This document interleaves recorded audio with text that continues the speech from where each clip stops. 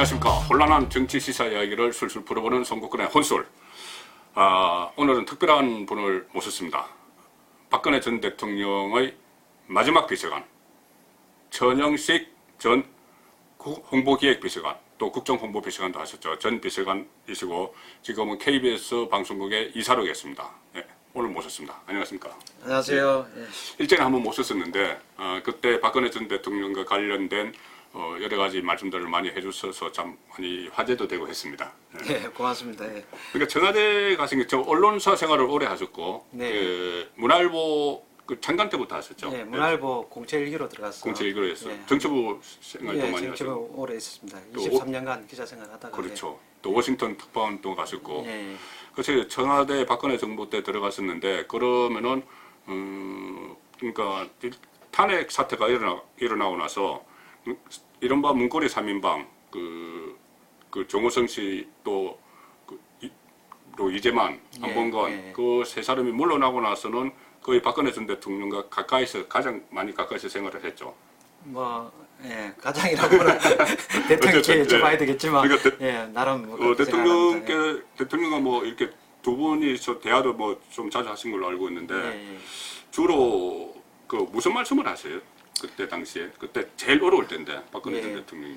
그러니까 제가 이제 대통령과 이른바 독대라고 하는 네. 이렇게 대화를 한 게 처음 한 게 11월 2일입니다. 이제 11월 2일. 예. 2016년 네. 11월 2일 경인데 그때가 제주시 사태가 한참 이제 불거졌어. 고전주에 JTBC 보도 이후에 이제 태블릿 보도가 네. 커졌죠. 이제 판이 커지고 네. 대국민 사과하고 그다음에 3인방 지금 3인방 다 물러나고 또 주요 수석들 다 물러나고 그 한 주일 동안 엄청나게 이제 이 사태의 진전이 막 급속하게 진행이 됩니다. 그렇죠. 그리고 강화문에서 예, 계속 뭐 예. 촛불 태극기 나오고. 그러고 난 다음에 제가 이제 대통령과 이제 독대는 그때가 처음이었습니다. 그전에 뭐 별일이 많지만 예. 그렇게 시작을 해서 이제 그 이후에 여러 번 이제 독대를 하고 뭐 많은 대화를 나눴습니다. 네. 그래서 뭐 저번에 나오셨을 때도 저 송국근 혼설에 출연하셨을 때도 이 탄핵 정국에서 여러 가지 고비마다 순간순간마다 여러 가지 일들이 있었는데 지금 생각해 보시면 가장 기억에 남고 잊지 못할 일은 좀 어떤 것이었습니까? 박근혜 전 대통령의 뭐 말씀도 괜찮고. 그 탄핵 사태가 사실은 이제 초창기에 지금도 그런 말씀을 하시잖아요. 탄핵을 막을 수 없었느냐. 네. 이렇게 말하자면 이런 사태 자체를 초기에 좀 진화를 했으면 막을 수도 있었던 거 아니냐. 그렇죠. 그런 말씀을 하시는 분들이 많고 저도 뭐 항상 그런 이제 그걸 반추를 합니다. 내가 역사의 속으로 다시 들어간다면 과연 막을 수 있었겠느냐 없었겠느냐 뭐 이런 여러 가지 고민을 많이 하게 되는데 그거에서 가장 중요한 거는 결국 1차, 2차, 3차 담화 발표하던 네. 그 시절이 가장 중요하다고 봅니다. 그게 다 11월의 이야기거든요. 물론 1차 담화 10월 말에 했습니다만 10월 말에 하고 12월 4일 날에 2차 담화하고 11월 29일에 3차 담화하고 결국 그것이 탄핵을 막기 위한 이제 사실은 담화지 않습니까? 근데 빌미를 막 준 측면도 예, 있죠. 그렇게 이제 성공을 못하고 뭐 결과적으로는 빌미를 이제 활용한 이제 거죠. 빌미로 활용한 그렇죠. 거죠. 상당히 빌미로 이제 활용한 거죠. 그렇게 되는데 그 과정이 과연 이제 좀 더 할 수 있었던 게 없었느냐, 그 담화가 최선이었느냐, 뭐 이런 고민은 지금도 계속 이제 하고 있습니다. 제가 네. 이제 그런 그 과정 속에서 대통령과 참 수많은 대화를 나눴고, 어떻게 이 상황을 이제 헤쳐나갈 것인지에 대해서 그런 게 일단 기억에 가장 많이 남습니다. 어떻게 보면 그 이후에 이제 12월 9일 날 그리고 국회에서 탄핵 의결이 되고 난 다음부터는 어떻게 보면 거대한 물결에 그냥 휩쓸려가는 약간 그런 측면이 강했고 실제로 우리가 뭔가를 해결할 수 있느냐 없느냐는 11월 달에 이제 다 사실 결정이 됐다 이렇게 봐야 되겠죠. 그래서 지금까지 쭉 경험하셨고 또 일부 방송에서 저희 송국근 혼설에도 말씀을 하셨고 그런 내용들을 보니까 책으로 썼더라고요. 뒤에 책이 있는데 천영식의 정원 박근혜 시대 그리고 내일 이 책을 최근에 출판을 하셨는데 이 책에서 뭘 정언을 하시고 싶었던 거예요? 이 책은 이제 지난번에 제가 여기 한번 출연을 이제 네. 했었는데 그때는 신동아 연재 네, 신동아 때문에 연재 이제 했었죠. 출연을 했습니다.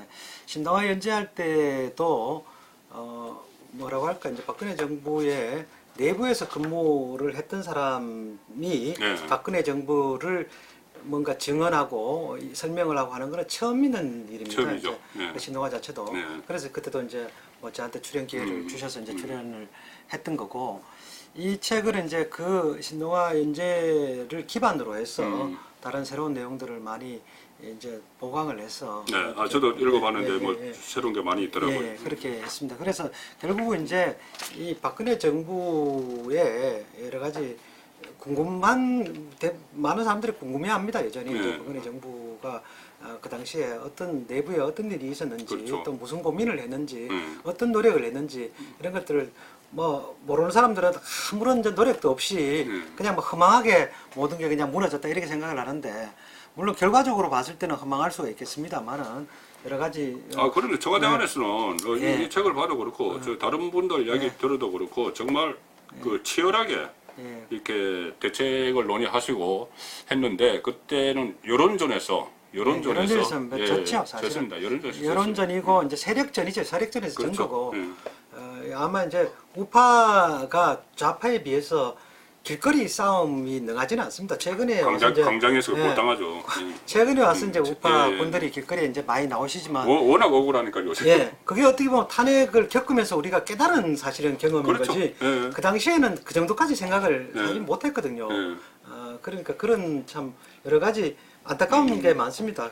그리고 이 책은 이제 그런 뭐 내부적인 이야기도 있습니다만은 또 하나는 이제 박근혜 시대의 역사적 과제는 무엇이고 박근혜 시대로부터 배워야 할 것이 무엇인가 이렇게 했습니다만은 저는 이거를 다시 돌려서 이야기하자면 예. 그냥 문재인 태어나지 말았어야 할 문재인 정부가 왜 태어났으며 그 문재인 정부가 태어나게 된 배경은 무엇이냐 이렇게 저는 이해를 하는 게 오히려 빠르다 이렇게 생각을 합니다. 뭐 박근혜 시대의 기록이기도 하지만 어떻게 보면 문재인 정부의 이렇게 잘못된 어떤 이 탄생이 일어나게 된 그 배경과 그 과정들을 좀 소개하는 그게 상당히 중요하죠. 예. 그러니까 그때 당시에 보수 쪽에 정치권에 있는 사람들 중에서 탄핵을 찬성한 사람들이 저는 가장 그 사람들이 잘못한 것이 탄핵 이후를 생각하지 못한 거예요. 네. 탄핵은 탄핵인데 탄핵 이후에 그때 당시에 이 민주당 그러니까 진보 좌파 쪽의 정권이 넘어갈 게 거의 확실한 상황 아닙니까? 네, 그 상황이면. 예, 그렇죠. 그런데 넘어갈 거라고 알면서 또 넘어가서 문재인 정권이 탄생을 하면은 나라가 어떻게 될지 알면서 네. 아니면은 몰랐으면 더 문제고 예. 알면서 했어도 문제죠. 예, 그러니까 예. 탄핵 이후를 생각하지 못한 제가 저는 있다고 봐요. 예, 그 탄핵에 찬성한 사람들이. 그렇습니다. 예. 예. 그리고 또 정치적으로 봤을 때도 이게 자기들이 집권당의 구성원들이잖아요. 뭐 대통령이 있지만 대통령이 예, 예. 100%다 하는 건 아니고 예. 집권당하고 공동 책임이죠. 예, 공동 책임이고 그 사람들도 저 정권을 유지할 사실은 책무와 의무가 있는 사람들인데 예. 탄핵을 하려면 뭔가 그 사람들이 탄핵할 만한 실질적으로 탄핵 그때 소추한 어떤 저 내용이 다 지금 헌재에서는 다 받아들여지지 않았거든요. 그렇죠. 국회에서 예. 정치적인 논쟁이었죠. 예, 그렇게 되면 그만큼 부실하게 이제 탄핵 소추가 이루어졌다는 건데 뭐 야당은 부실할 수가 있습니다만은 그 집권당 의원들이 그렇게 부실하게 그 동참을 했다는 것 자체는 저는 분명한 역사적 과오다 이렇게 생각을 합니다. 네, 그렇죠. 역사적 과거. 예. 예, 그건 언젠가는 한번 되짚어 봐야 될 문제입니다. 그리고 그때 출연하셨을 때, 그러니까는 이 정부 쪽과 달리 이제 그때 당시 홍보 쪽을 하셨으니까는 예. 이 소위 말하는 가짜 뉴스가 굉장히 그 전쟁을 벌였을 것 같은데 그 예. 저번에 오셨을 때는 최순실 씨가 정말 청와대에서 몇 번 자국한 것처럼 그때 이야기가 나왔는데 그런 적이 없었다고 했거든요. 예, 그렇습니다. 그 외에 또 뭐 그때 당시 가짜 뉴스들이 굉장히 판을 쳤죠. 저는 이제 그 가짜 뉴스 중에 극단적인 가짜 뉴스가 대부분 세월호와 연관돼서 예, 예. 많이 나왔습니다. 왜 그러냐면 아주 민망한 내용들도 예. 많았죠. 그 이제 사실은 뭐 어떤 시술을 받았다든가 주사를 맞았다든가 피부에 뭐를 했다든가 이런 것들이 그냥 이렇게 하면 뭐 그게 강하지가 않으니까 네. 임팩트가 강하지가 않으니까 네. 그걸 다 세월호하고 연결을 시켜갖고 네, 자극적으로. 네, 자극적으로 네. 그쪽 뭔가 세월호 당일날에 그런 행위를 했다. 네, 네. 이런 식으로 자극적으로 자꾸 선동을 했거든요. 네. 그런데 그런 게 결국은 하나도 사실로 밝혀진 게 하나도 없습니다. 그 무슨 예.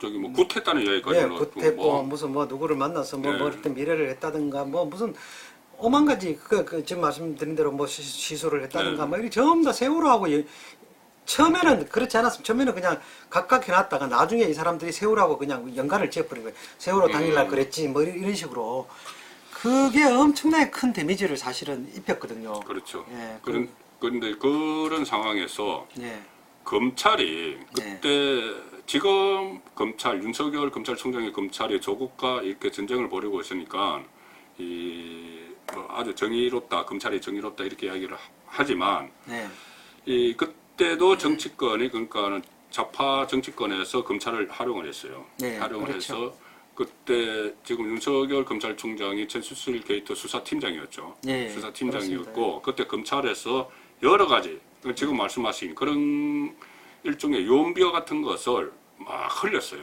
예. 거기에 보니까 이 책에 있던데 예, 예를 들어 이런 거죠. 검사들 증거 공개하면 촛불에 횃불 될 것이다. 검사들이 그렇게 이야기하고 또 검사들이 한 이야기입니다. 한탄했다는 건데 대통령 너무 무능하다. 이런 것을 언론에 막 흘렸어요. 예, 또 검사들이 대통령의 음성 녹음 듣고 분노를 했다. 이거는 검찰들이 본인들이 어떤 피해 사실이 있으면은 그것만 이야기를 해야지 증거 공개하면 촛불에 횃불 된다. 이건 검사업법이 그렇죠. 아니죠. 없죠. 예. 피의 사실도 물론 공표하면 안 됩니다. 안 됩니다. 안 되지만, 예, 안 되지만은 어쨌든 간에 그걸 마치 뭐, 이렇게 무슨 뭐 예. 정치적인 용어를 섞어서 막 공개를 했어요. 지금 말하자면 어떻게 종편에 무슨 정치 패널처럼 이야기하잖아요. 지금 이 그렇죠. 검사들이 증거 물론 공개하면 뭐 촛불에 횃불 된다. 이런 기사가 이제 났는데 이 기사를 어느 검사가 누가 했는지는 밝혀진 건 없습니다. 물론 언론이 없어요. 그걸 과도하게 했을 수도 있고 뭐 그렇다 장문에는 안 했을 장문에 안 했을 거 누구 뭐 수사관 정도 비슷한, 뭐 수사관 정도 했을 비슷한 수도 이야기를 하니까 이제 언론이 네. 썼다고 보는데 그런 식으로 이거 여론을 그렇게 검사들이 몰아가는 거거든요. 네. 그거 대단히 정말 잘못된 거고 네. 검사가 지금 이제 검사가 어떻게 보면 검찰이 대한민국 검찰이 전국에 지금 한가운데 이제 들어와 있지 않습니까? 지금도 그렇죠. 예. 그래서 문재인 정부를 사실 맞드는 1등 공신은 검찰이었습니다. 검찰이 문재인 정부 뭐 한 게 뭐 있습니까? 2년 반 동안 한 게 하나도 없거든요. 이른바 적대 수사. 오로지 검찰에 이런 거. 의해서 지금 2년 반 동안 네. 자기들이 운영이 되어 온 거거든요. 네. 그런데 지금 검찰이 약간 자기 말하고 잘 안 듣는 것 살아있는 같으니까 권력을 겨냥을 사실 하니까. 이 정권이 휘청이 거리는 거든 네. 거린다고 저는 봅니다. 네. 그만큼 이 정권은 검찰에 의해서 그냥 완전히 맞춰지는 그런 정권이라고 보는데 얼마나 그게 국민들한테 불행한 일입니까? 이게 무슨 내용도 없이. 예. 그러니까 촛불에 의해서 탄생한 정권이라고 하는데 네. 물론 그런 측면이 전혀 없는 것은 아니지만은 제도적으로 보면 검찰에 의해서 탄생한 정권이에요. 그렇습니다. 그리고 검찰에 검찰을 의해서, 유지해온 정권입니다. 예. 그런데 지금은 검찰이 살아있는 정권을 겨냥을 하니까는 검찰 개혁에 마치 검찰 개혁이 모든 것처럼 그렇게 네. 이야기. 오늘 또 문재인 대통령 그 국회 시정연설에서도 예. 뭐 검찰 개혁, 공수처 설치 이것을 최우선까지로 또 이야기를 했습니다. 그러니까 검찰 개혁을 사실은 이야기하려면 정권이 검찰에 대해서 전혀 영향을 미치지 않는다. 그렇죠. 검찰은 정권으로부터 독립했다. 이 이야기를 해줘야 되는데 그게 문 대통령이 그 이야기를 하지 않지 그 얘기 안 않습니까? 하죠. 그러니까 지금 네. 어떻게 보면 원로 법조인한테 제가 들은 이야기인데 네. 윤석열이 가장 중요한 검찰 개혁을 하고 있다는 거예요. 예.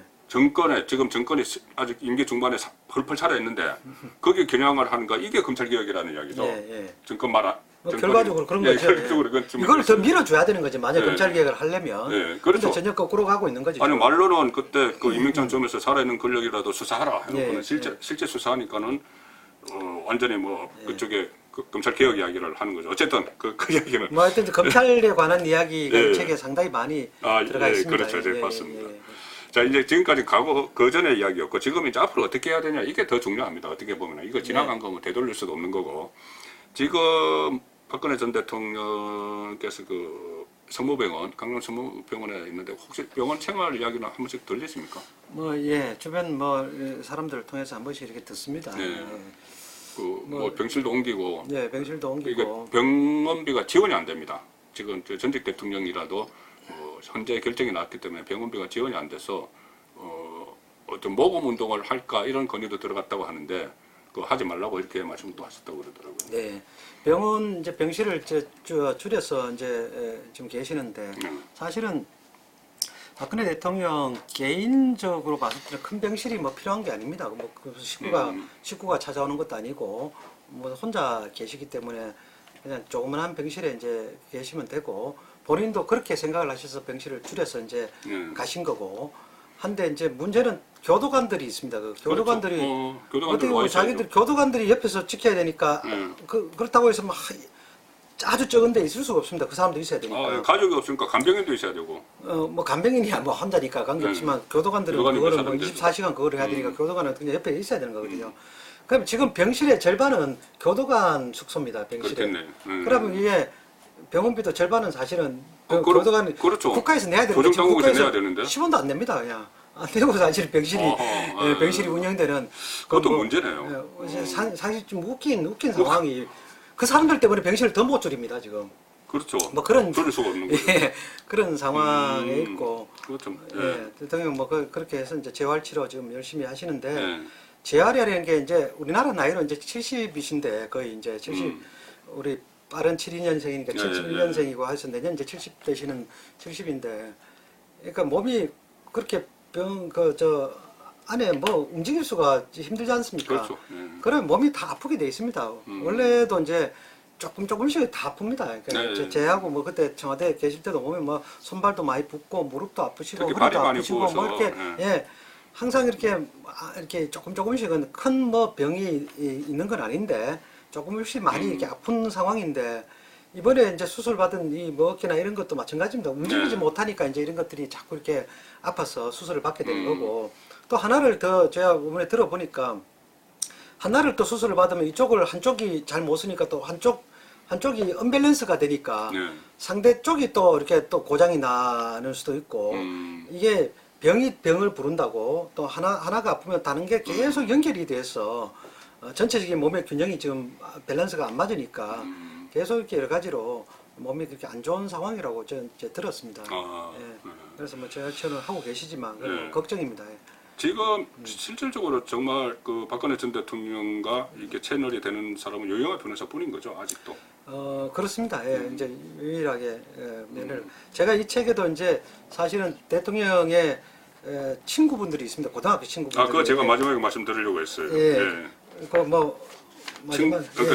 친구들이 이제 편지를 이제 보낸 게 있는데 이것도 이제 그 친구분들은 이제 어쨌든 저한테 해서 대통령한테 이제 전달이 좀 뭐 되게 해달라고 이제. 그러니까 이 친구들이 그 박근혜 전 대통령이 그 구치소로 보낸 편지들이죠. 구치소로 보낸 편지가 아니라 제한테 준 편지예요.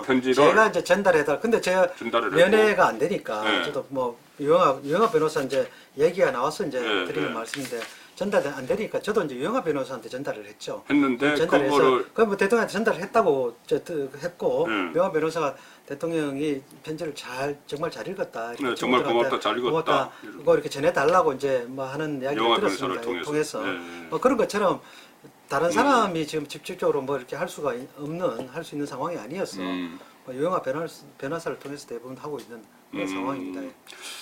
어떻게 박근혜 전 대통령께서 총선 앞두고 뭐 좀 메시지가 나올 가능성이 있을까요? 선거에 그러니까 이 국민들이 너무 살기 어려우니 너무 그 상황이 이렇고 문재인 정권이 국정 운영을 너무 못하니까 우리 좀 보수 쪽에서 좀 뭉쳐달라 뭐 이런 메시지가 좀 나올 가능성이 있을까요? 성격상 안 할 것도 같은데. 우리 박근혜 대통령 이제 뭐 성격 지금 말씀하시는데 성격이나 전반적인 이게 뭐 하시는 이제 그런 게 약간 절제되고 좀 이렇게 절도 있게 절제된 말씀도 절제돼서 하시지 우리가 생각하신 대로 막 이렇게 뭐 그냥 막 이렇게 쏟아내는 그런 스타일은 아닙니다. 만약에 그런 스타일이었으면 탄핵 시절에 제가 대통령한테 수도 없이 조금 더 하십시오. 기자회견도 더 하시고 언론에도 나가시고 더 말씀을 더 하셔야 됩니다. 지금 말씀을 하셔야지 말씀을 안 하시면 지금 뭐 세월이 지나가면 다 이렇게 그냥 흘러가 버립니다. 그런 말씀을 수도 없이 말씀을 많이 드렸는데 그때도 상당히 말씀을 절제되게 하시고 1차 담화도 그렇고 2차 담화도 그렇고 너무 절제됐다고 뭐 비판을 이제 받았을 정도로 절제되게 이렇게 하시는데 갑자기 지금 와서 뭘 이렇게 막 이렇게 쏟아낸다 뭐 이런 저는 뭐 그렇게 보기는 어렵고요.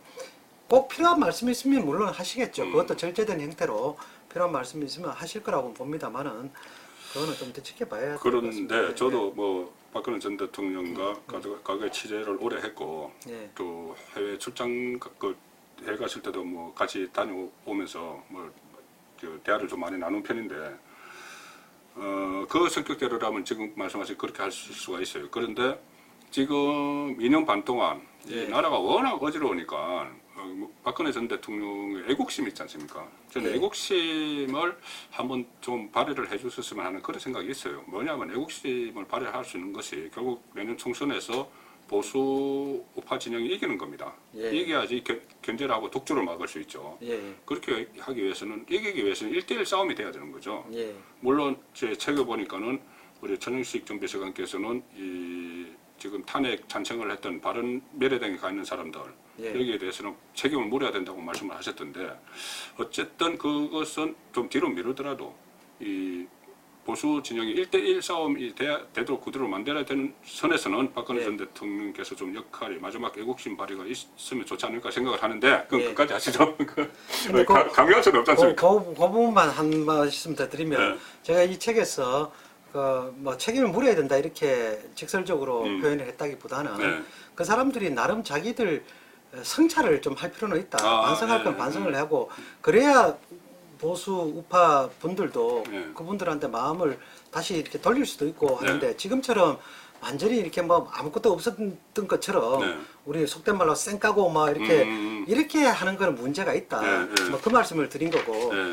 우리 그 대통령 이제 관련해서는 이제 마지막 제 이제 앞부분에도 이 첫 번째 장이 나라가 걱정입니다. 이제 이렇게 돼 있습니다. 나라 걱정입니다. 이게 이제 제가 마지막에 헌재 선고가 난 다음에 2017년 3월 11일 날 대통령과 이제 마지막 만났을 때 이제 대통령이 저한테 마지막으로 하신 말씀이거든요. 진짜 나는 앞으로 어떻게 보면 뭐 감옥에 들어갈 수도 있고 구속될 수도 있지만 그런 말씀은 안 하셨지만 이제 그런 상황이지만 정말 걱정은 내가 아니라 나라다. 나라가 걱정이다. 이 말씀을 저한테 막 계속 그 말씀을 하셔서 그 본인의 어떤 개인의 어떤 안일할까 뭐 이런 거를 떠나서 나라가 만약에 진짜 뭐 잘못되고 문제가 많다 이러면 뭐라도 이제 하셔야 된다 이렇게 생각하실 수는 있습니다. 저는 뭐 충분히 그럴 여전히 있다고 보는데 그런 것들이 우리가 이제 일반적으로 예측하는 형태로 뭐 그냥 이렇게 막 이렇게 나온다기보다는 상당히 심사숙고를 하셔서 아마 뭐 하시더라도 하시지 않을까 저는 그렇게 생각을 합니다. 자 이제 그때 2016년, 2017년 말씀을 하셨고 또 지금 이야기를 했는데 마지막으로 미래를 한번 이야기해보죠. 미래, 내일. 책 제목도 내일 있지 않습니까? 책 말미에 보니까 일단은 미래로 가기 위해서는 내일로 가기 위해서는 탄핵을 정면으로 한번 다뤄야 된다고 이렇게 썼더라고요. 그 세 가지 이유를 들었는데 첫째가 이 책임론. 탄핵으로 문재인 정부 탄생했고 대한민국의 세태가 가수가 되었다는 책임론이 있기 때문에 탄핵을 정면으로 다뤄야 된다. 그거는 조금 전에 저희들이 대화 나눈 것과 비슷하죠. 그다음에 두 번째 하신 게 박근혜 대통령에 대한 법적 심판이 끝나지 않는 한 논란이 사라지기 힘든 것이 현실이다. 이 법적 심판이란 건 완전한 대부분까지 모든 법 확정 이런 의미만은 아니죠. 그런 의미만은 아니죠. 온전한 이제 예를 들면 사면이 되거나 아니면 석방이 되거나 해서 온전한 상태로 원상 회복이 될 때까지는 계속 그런 논란이 왜 그러냐면 너무 과도하다 이 형벌이 이런 논란이 끊임없이 벌어질 수밖에 없는 거거든요. 박근혜 대통령을 둘러싸고는 그러니까 뭐 이렇게 실제로 이런 한 번 받은 게 없는데 잘못한 게 추징금을 받은 거잖아요. 추징금. 정치적 도의적으로 잘못한 건데 그걸 갖고 이렇게 과도한 어떤 형을 때리고 하는 것들이 이게 사람들이 이제 그런 어떤 그거가 어떻게 보면 공정하지 않지 않습니까? 이제 공정에 맞지 않기 때문에 왜 유독 박근혜 대통령한테만 이렇게 심하게 우리가 막 인격 살인을 해야 되느냐 라는 거에 대한 어떤 그런 부채의식도 우리가 다 갖게 되는 거고 문제가 끊임없이 저는 빚어질 수밖에 없다고 생각을 합니다. 그런 문제 예, 때문에 그거 두 그렇습니다. 번째 예. 법적 심판이 끝나지 않았다 싶고 예. 마지막으로 지금 조금 전에 바른미래당 말씀하신 그 부분이에요. 당시 집권 여당이었던 새누리당의 정치적 책임 문제도 정리를 해야 된다. 예. 예, 그 부분인데 그러니까 내년 총선을 앞두고 탄핵에 찬성한 연유를 명백히 밝히고 국민들의 판단을 구해야 한다. 이렇게 말씀하셨어요. 저는 그래서 사실은 이제 요즘 뭐 이렇게 제가 논의 드리는 말씀 중에 하나가 탄핵에 이제 빈민은 대통령이 줬을지 모르지만 탄핵을 완성시킨 거는 국회의원들이거든요. 그렇죠. 탄핵은 국회의원들이 표결로 하는 겁니다. 네, 묻지마 탄핵. 예, 대통령이 무슨 발표로 탄핵을 하는 게 아니라 자기들의 표결에 의해서 탄핵이 이루어지는 것이지 그 표결 행위가 없으면 탄핵은 이루어지지 않습니다. 그럼 표결 행위를 왜 했느냐 그 사람들이. 그럼 대통령에 무슨 문제가 얼마나 있기 때문에 표결 행위를 이렇게 해서 했다는 거를 사실 밝혀야 돼요. 왜 그러냐면 지금까지 탄핵에 국회의원들이 탄핵 소추 의결을 한 그 사유들은 다 무효가 됐거든요. 네. 지금 무효가 됐기 때문에 지금 내가 돌이켜 보니까 그 당시에 사실은 탄핵 소추할 때는 너무 이렇게 정확하게 조사도 안 하고 너무 이렇게 무리하게 그렇게 한 측면이 있다. 이런 이야기 정도는 저는 해줘야 된다고 보거든요. 네. 만약에 그런 이야기도 없이 그러면 또 표를 주십시오. 또 집권하겠습니다. 집권해서 뭐 할 건데? 집권해서 또 대통령 끌어내릴 겁니까? 예를 들면 어떤 그런 거에 대한 우리 정치라는 게 아무리 뭐 근본이 뭐 이렇게 뭐 있든 없든 뭐 따지지 않는다 하더라도 어느 정도의 그거는 좀 이렇게 돼야지 그 다음에 사람들이 표를 주고 하는 이유가 생기는 거지. 그렇죠. 저는 그런 측면을 지적한 겁니다. 이게 뭐 싹쓸이를 해야 된다, 완전히 뭐 책임을 물어서 뭐 어떻게 해야 된다 이런 거가 중요한 게 아니라 그런 거에 대한 최소한의 어떤 고해성사 내지 고백 그리고 그걸 딛고 나는 더 나아가고 싶다는 거에 대한 어떤 그런 노력, 그런 것들이 있어야 이 우파가 그래도 뭐 새롭게 뭔가 이렇게 뭉쳐지는구나 이렇게 되는 거지. 전부 다 그냥 아까 말씀드린 쌩까고 그냥 내한테만 펴주세요. 그럼 왜 표를 줍니까? 뭐 그런 말씀을 드린 겁니다. 예, 지금 현실 정치권에 있는 그 보수 우파 정치인들이 새겨들어야 될 이야기 같습니다. 자, 오늘 말씀 감사하고요. 그래서 어쨌든 이 탄핵 문제가 지금 국회의원들도 상당히 꺼내기 싫어요. 꺼려하고 잘못하면 어떻게 본인에게 부메랑이 될지 모르니까는. 그러니까 아까 말씀하신 대로 나만 살면 된다는 뭐 이런 식의 팽배해 있기 때문에 상당히 끌거렵고 복잡하고 미묘하고 막 그런 문제인데 어쨌든 당시 청와대에서 마지막 비서관으로 계시면서 이 문제를 공론화하시는 어떻게 보면 그 용기 있는 그 문제 제기를 해주신 데 대해서 저는 참 의미가 있다고 생각합니다. 또 다음 기회에 좀 더 속 깊은 그때 당시에 있었던 속 깊은 이야기 뭐 그때 당시뿐이 아니고 앞으로 또 전영식 전 비서관께서 활동을 하실 때 또 그때 하고 싶은 말씀들이 있으면 다시 모시도록 하겠습니다. 네, 오늘 고맙습니다. 네, 감사합니다.